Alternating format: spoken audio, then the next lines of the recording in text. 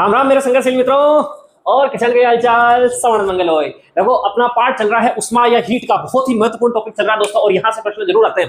आज अपन पाठ पढ़ेंगे दोस्तों विशिष्ट उष्मा। क्या पढ़ेंगे दोस्तों?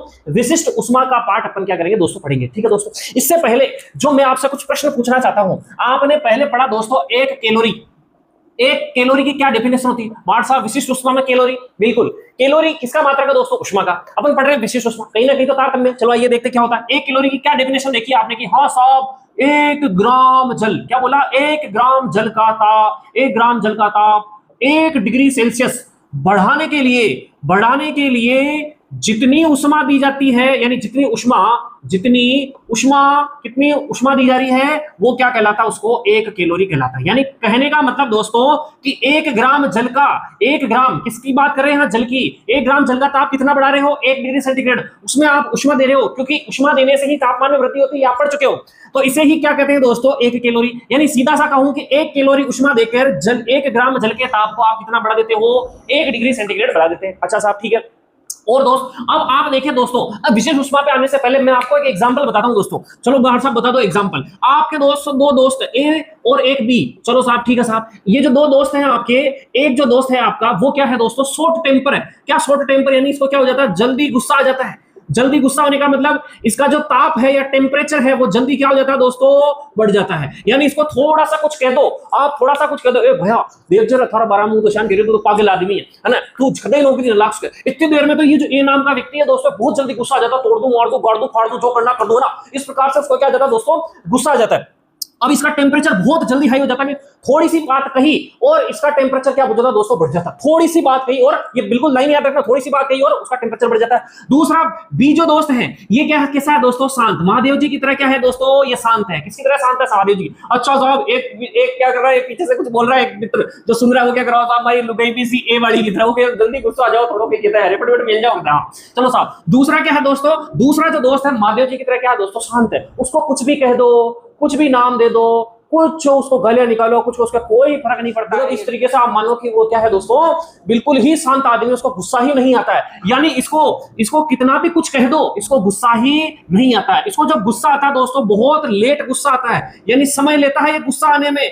और जब एक बार गुस्सा आ जाता है, जैसे कि महादेव जी को एक बार गुस्सा आ जाता है तो वो क्या करते हैं? तांडव करते हैं। फिर क्या होते हैं दोस्तों? शांति नहीं होते हैं। वो क्या होते हैं? वो शांत ही नहीं होते हैं। गुस्सा आ जाता है, फिर एक बार गुस्सा आने के बाद शांत भी आराम से नहीं होते हैं। समझ में आ गया? यानी गर्म हो गए, गर्म होने में टाइम लेते हैं, लेकिन ठंडा होने में भी उतना ही टाइम लेते हैं। यानी गर्म में भी टाइम और ठंडे में भी टाइम। और इधर आपकी लुगाई की तरह क्या होता है दोस्तों? जल्दी गर्म हो जाता है और जल्दी ही क्या हो जाता है दोस्तों? गर्म भी जल्दी और ठंडा भी जल्दी हो जाता है। ओ मार साहब, विमुख ही मतलब है। बिल्कुल दोस्तों, यही है आपकी विशिष्ट उष्मा। अब क्योंकि आपने जाना कि उष्मा अगर किसी भी पदार्थ को दी जाए तो उसके उष्मा किसी भी पदार्थ को आप दे रहे हो तो उसमें क्या परिवर्तन आता है कि उसके तापमान में क्या हो जाती है दोस्तों? वृद्धि हो जाती है। अगर किसी से उष्मा बाहर निकल रही है, उष्मा की बाहर निकल रही है, तो तापमान में क्या हो जाती है दोस्तों? कमी हो जाती है। अच्छा साहब, अब हमें विशेष उष्मा पे ले आओ फटाफट। बिल्कुल दोस्तों, आपने 1 कैलोरी की बात की, यहां पर भी उष्मा ही दी जा रही है, टेम्परेचर ही बढ़ाया जाएगा। यहां पर भी उष्मा ही दी जाएगी, टेम्परेचर ही बढ़ाया जाएगा। लेकिन यहां परिभाषा में क्या लिखा हुआ है? 1 ग्राम जल का, 1 ग्राम जल का। लेकिन विशिष्ट उष्मा, क्योंकि सभी पदार्थों को गर्म करने के लिए अलग अलग मात्रा में उष्मा देनी पड़ती है। अलग अलग, जरूरी नहीं कि जल को 1 डिग्री बढ़ाने के लिए 1 कैलोरी दी। बर्फ को दोस्तों इसकी आधी देनी पड़ती है। भाप और जल को भाप और बर्फ को गर्म करने के लिए 1 डिग्री तापमान बढ़ाने के लिए उनको कम उष्मा से ही काम चल जाता है। और लोहा दोस्तों, आपने देखा होगा ना लोहा। हाँ साहब, लोहा इसको गैस पे चढ़ाया, थोड़ी देर में क्या हो जाता है दोस्तों? गर्म हो जाता है। जैसे जिसको उष्मा, इसकी थोड़ी सी उष्मा दी और गर्म हो जाता है। हाँ मार साहब, बिल्कुल बात सत्य है, होती है। इसी प्रकार से पारे की बात कहें दोस्तों, पारे को क्या है? और कम, इससे भी कम उष्मा दे दो तो वो क्या हो जाएगा दोस्तों? उसके टेम्परेचर में 1 डिग्री जल्दी से वृद्धि हो जाती है। अच्छा, यानी आप कह रहे हो साहब कि किसी पदार्थ को कितनी उष्मा देने से गर्म होता है वो उसकी विशेष उष्मा। बिल्कुल साहब। और सभ्य तरीके से अगर परिभाषा इसकी बताएं, जैसा कि परिभाषा दोस्तों यही है, कैलोरी की है, वही विशेष उष्मा की। लेकिन यहाँ क्या होगा? 1 ग्राम, और मैं लिखूंगा दोस्तों एकांक। अब एकांक का मतलब भी बताऊंगा दोस्तों। एकांक द्रव्यमान, यानी उसका कोई भी भार हो सकता है, लेकिन एक। अब इसमें एक क्या होगा दोस्तों? या तो अपन 1 ग्राम लेंगे, सीजीएस पद्धति में बात करेंगे, और यदि एसआई पद्धति में बात करेंगे तो 1 किलो ले लेंगे। कोई भी पदार्थ। अब यहाँ जल की जगह आपको क्या लगाना, एकांक पदार्थ लगाना है, क्योंकि यह विशिष्ट की बात की जा रही है। विशिष्ट का मतलब हर पदार्थ का विशिष्ट गुण होता है और विशिष्ट उष्मा ही उसको आवश्यकता होती है। एकांक द्रव्यमान पदार्थ का ताप 1 डिग्री सेंटीग्रेड बढ़ाने के लिए जो उष्मा दी जाती है वो उष्मा ही क्या है दोस्तों, आपकी विशिष्ट उष्मा है। अच्छा साहब, अब समझ में आ गई बात। यानी अगर मैं बात हो यहाँ तो दोस्तों की बात की जा रही है, तो अभी आपने उदाहरण दिया लोहा, दूसरा उदाहरण दिया पारा और तीसरा उदाहरण दिया दोस्तों जल। यानी जो जल है ये एक प्रकार के क्या है, शिव जी है और वो आपका दोस्त है जिसको गुस्सा जल्दी से नहीं आता और आता तो ठंडा नहीं होता है, ये वही है। यानी ये क्या होगा, अधिक उष्मा देने से गर्म होंगे, यानी थोड़ी उष्मा देने से ये गर्म नहीं होंगे। और इधर से लोहा और पारा ऐसा है जिसमें थोड़ी सी आप उष्मा देंगे तो ये क्या हो जाएगा, जल्दी से ही क्या हो जाएगा दोस्तों, गर्म हो जाएगा। और थोड़ी सी उष्मा बाहर निकलते हैं ये जल्दी से भी क्या हो जाता है दोस्तों, ठंडा हो जाता है। आई बात समझ में। यानी दुनिया में कोई भी द्रव ले लो, चाहे आप ठोस से ले लो, उनमें सबसे ज्यादा 1 डिग्री तापमान बढ़ाने के लिए जिसको उष्मा देनी पड़ती है वो है दोस्तों जल। वो कौन है दोस्तों, जल। और सबसे कम उष्मा देने से ही उसके 1 डिग्री तापमान बढ़ जाता है, वो है दोस्तों पारा। यानी कहें कि सबसे ज्यादा विशिष्ट उष्मा का मान किसका होगा, जल का। और न्यूनतम किसका होगा दोस्तों, न्यूनतम होगा आपके पारे का। आ गई बात समझ में, किसका होगा दोस्तों, पारे का। चलो साहब, तो आपने देखा दोस्तों जो जल है वो क्या होता है, आपने देखा जल को 1 डिग्री सेंटीग्रेड ताप बढ़ाने के लिए उसको 1 कैलोरी की आवश्यकता होती है। कितनी कैलोरी की, 1 कैलोरी की आवश्यकता होती है। एक ग्राम जल की बात कर रहे हैं दोस्तों, 1 ग्राम जल की बात, तो उसको कितनी आवश्यकता होती है दोस्तों, 1 कैलोरी। ये सर्वाधिक है दोस्तों, ये क्या है दोस्तों, सर्वाधिक है। और पारे का न्यूनतम है। बर्फ और भाप का इससे आधा है जल से, यानी उसको कम उष्मा देने से ही उसके 1 डिग्री तापमान में क्या हो जाएगी दोस्तों, वृद्धि हो जाएगी। जल, इसका मतलब क्या होता है दोस्तों, जो जल है वो देरी से ही क्या होगा, देरी से तो गर्म होगा और देरी से ही क्या होगा दोस्तों, देरी से ही ठंडा होगा। इस गुण का उपयोग इसको वाहनों में रेडिएटर के रूप में करते हैं, क्योंकि पता है कि ये गाड़ी गर्म होगी, दूसरा पदार्थ डाल देंगे जल्दी से गर्म हो जाएगा, लेकिन जल जल्दी से गर्म नहीं होता है। तो वाहनों के अंदर, रेडिएटर के अंदर भी इसको उपयोग किया जाता है। दूसरा दोस्तों, जब किसी के चोट लग जाती है तो सिकाई करने के लिए दोस्तों, सिकाई करने के लिए जो द्रव काम में लिया जाता है वो भी कौन है दोस्तों, जल काम में लिया जाता है। क्योंकि सिकाई करने में ऐसी चीज काम में लेनी पड़ती है जो क्या हो, जल्दी से ठंडी नहीं हो, वो गर्म बनी रहे, उसके अंदर गर्मी बनी रहे, वो कौन है दोस्तों, जल है। दूसरा आप देखते होंगे कि जो क्या नाम है, गर्म जो मिट्टी होती है दोस्तों,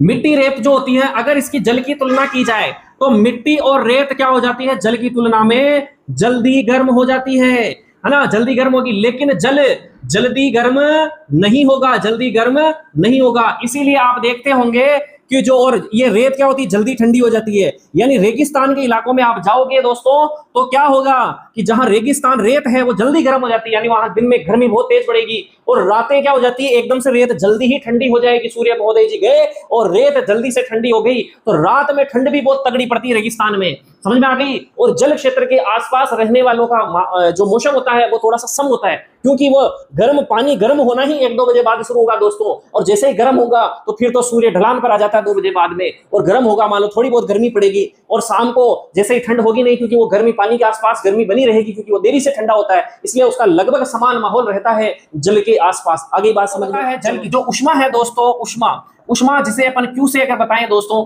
किस पर निर्भर करती है, उष्मा 2 चीजों पर निर्भर करेगी, पदार्थ के द्रव्यमान, जिसे आप किससे बताते हो दोस्तों, एम से बताते हो, यानी मास, द्रव्यमान। दूसरा किस पर निर्भर करेगी दोस्तों, तापांतर।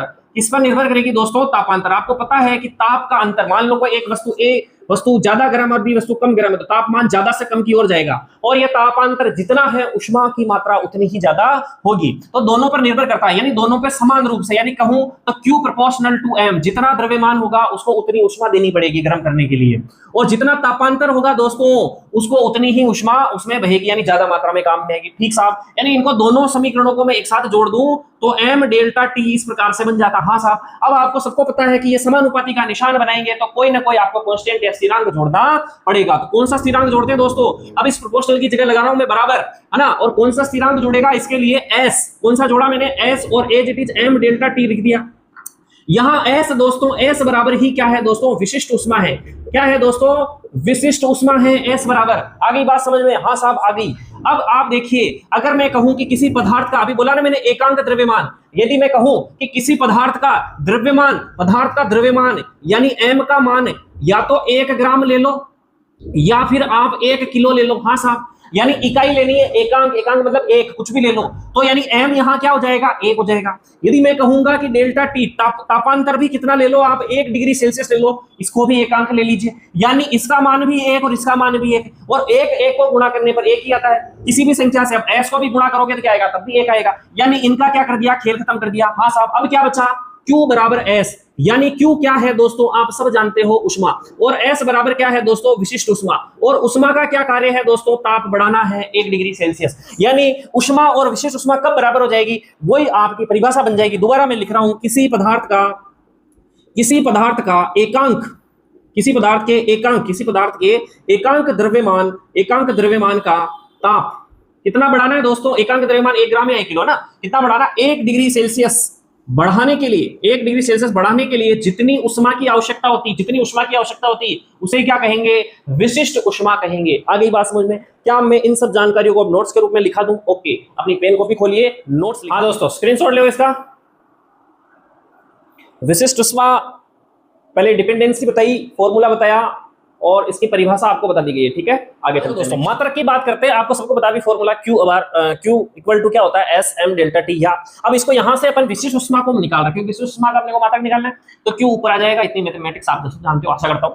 Q आप सब जानते हो, उष्मा है, उसका मात्रक कैलोरी होता है CGS पद्धति में, है ना, सेंटीमीटर, ग्राम और सेकंड पद्धति के अंदर। ठीक है, तो इसमें ग्राम्स लेते हैं तो कैलोरी, और यहां द्रव्यमान का क्या हो जाएगा, द्रव्यमान का ग्राम में, ठीक, और यहां तापमान का डिग्री सेंटीग्रेड है, उनके बीच में गुणा का निशान होता है, इतना सब जानते होंगे आप। और या अपन ऐसा पद्धति में क्या मानते हैं दोस्तों, उष्मा का मात्रक हमेशा क्या मानते हैं, यहां पर जूल, और यहां पर द्रव्यमान को किसमें लेते हैं, किलोग्राम में, और डिग्री सेंटीग्रेड इट इज सही, या फिर उसको डिग्री सेंटीग्रेड को अगर ऐसा ही पद्धति में अपन केल्विन से माने दोस्तों, तो जूल पर किलोग्राम या केल्विन, ये इसका परफेक्टली ऐसा ही पद्धति में अपन ने मान निकाल लिया। इसके बाद में पानी की विशेष उष्मा क्या होगी दोस्तों, बात कर चुके हैं अपन, पानी की 1 कैलोरी पर ग्राम सेंटीग्रेड होता है, जो सभी ठोस या द्रव जितने भी पदार्थ है ज्ञात, उसमें सर्वाधिक मान किसका होता है दोस्तों, जल का होता है। ठीक है, यानी देरी से ठंडा होना, देरी से गर्म होना। अब इसको आपने किससे बदल सकते हो दोस्तों, इस प्रकार कभी प्रश्न पूछ ले कि मान लो ये पूछ ले कि मार्ट साहब ने तो लिखा है नहीं, तो अपन ने बनाया दोस्तों 1 कैलोरी। अब यहाँ 1 कैलोरी की जगह मैंने लिया 1 किलो कैलोरी। ठीक है, के मतलब किलो होता है, आप सब जानते हो ना, आपको यूट्यूब पे लिखा था 1 के 2 के, तो उसका मतलब के मतलब 1000 है ना, तो यहाँ पर के मतलब क्या हो गया दोस्तों, 1000 है, तो यहाँ 1000 कैलोरी ले लिया, बाकी तो नीचे एज इट इज है। अब आप सब जानते हो 1 कैलोरी में 4.2 जूल होता है, तो 1000 कैलोरी में कितना हो जाएगा, 4200 जूल, तो ये यहाँ पर मान लिख दिया। इसी प्रकार से बर्फ की विशेष उष्मा देखो, मैंने कहा जल से आधी होती है 0.5, इसी प्रकार से भाप की भी उतनी लगभग 0.47, और सबसे कम होती दोस्तों पारे की विशेष उष्मा, जो कि न्यूनतम होती है, याद कर लेना, छापो इसको, फिर नेक्स्ट चलते हैं।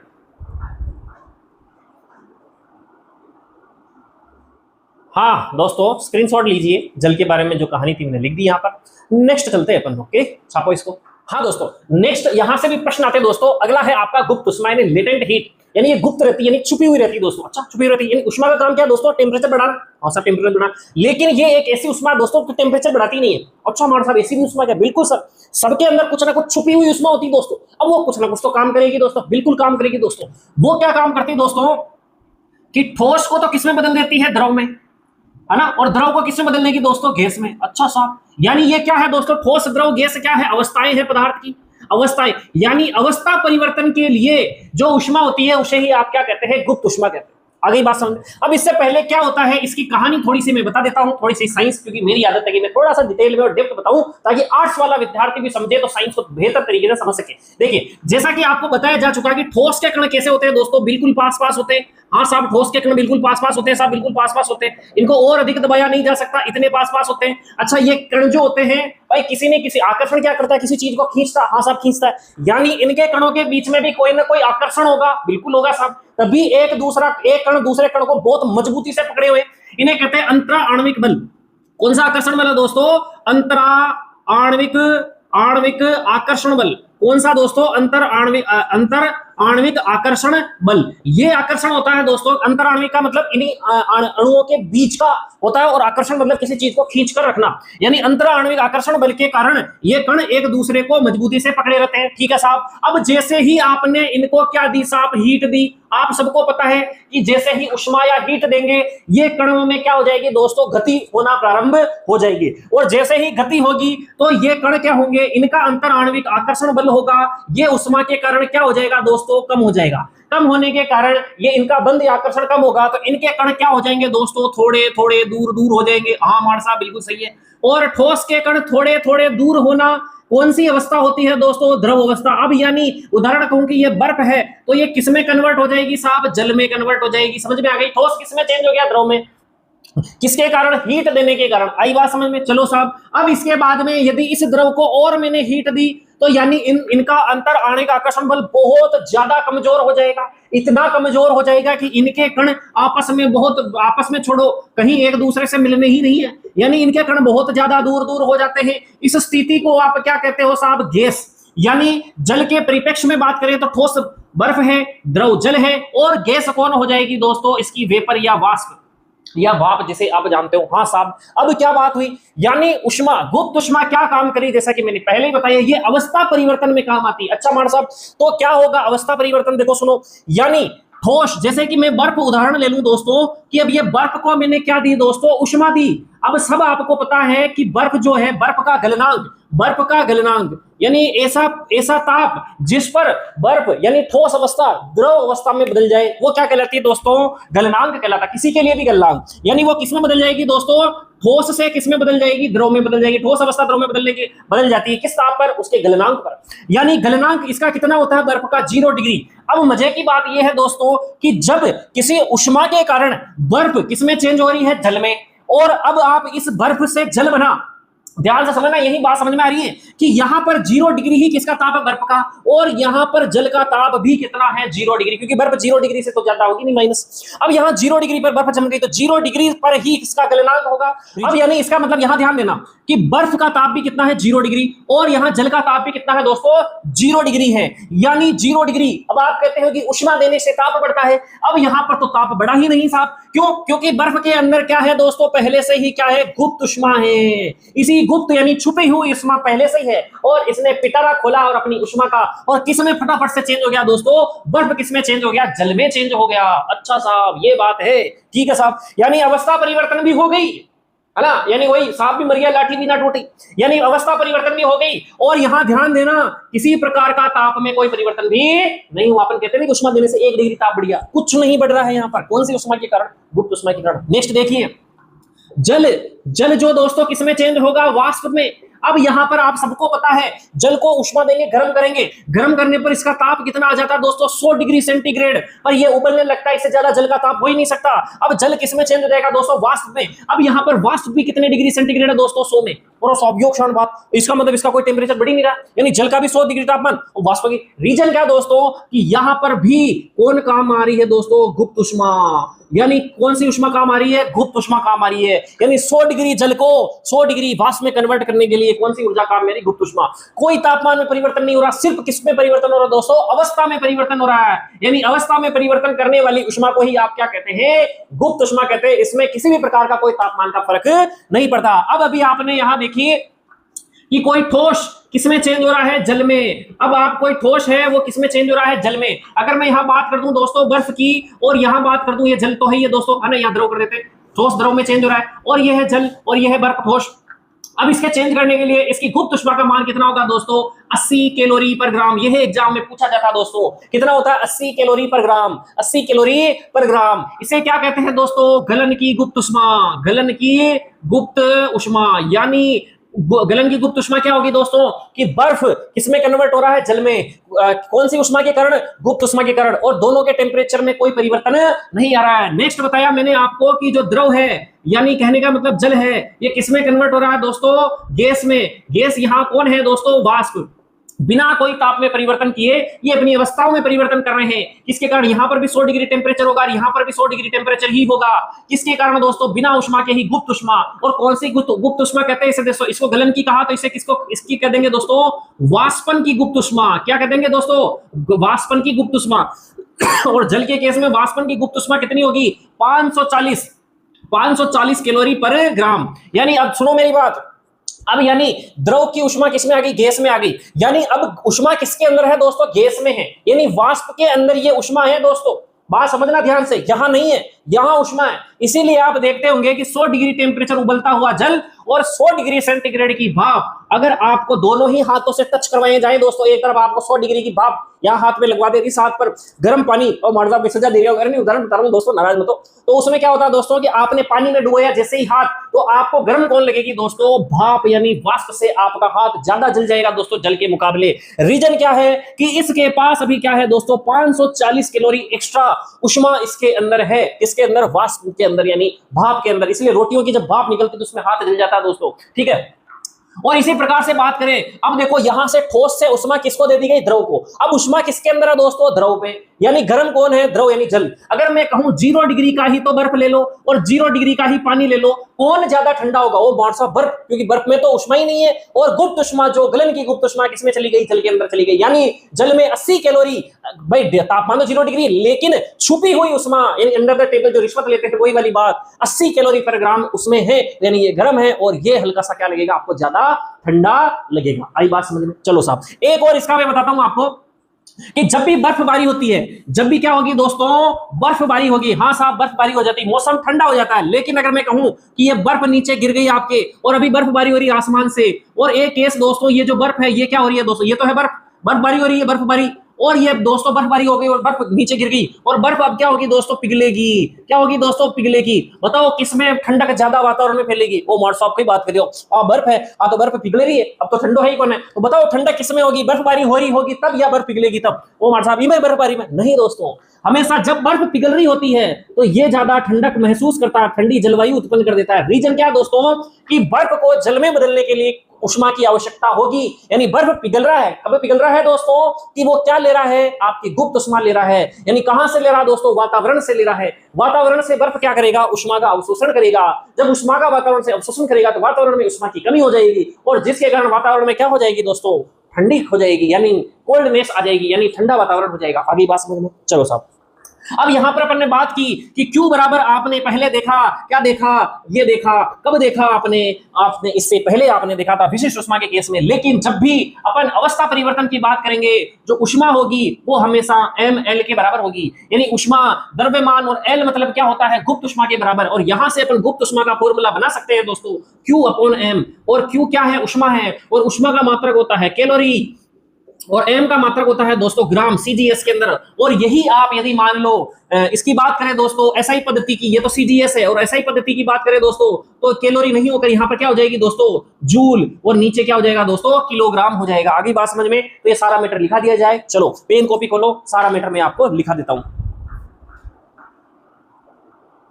हाँ दोस्तों, स्क्रीनशॉट ले इसका गुप्त उष्मा का। फिर अब गुप्त उष्मा के 2 प्रकार है जो मैं लिखा रहा हूं, ठीक है। स्क्रीनशॉट ले दोस्तों इसका। एक और स्लाइड बची हुई, बस लिखा देते हैं फिर काम खत्म। हाँ स्क्रीनशॉट ले देखो दोस्तों, ठीक है। आज की सभा यहीं समाप्त करते हैं।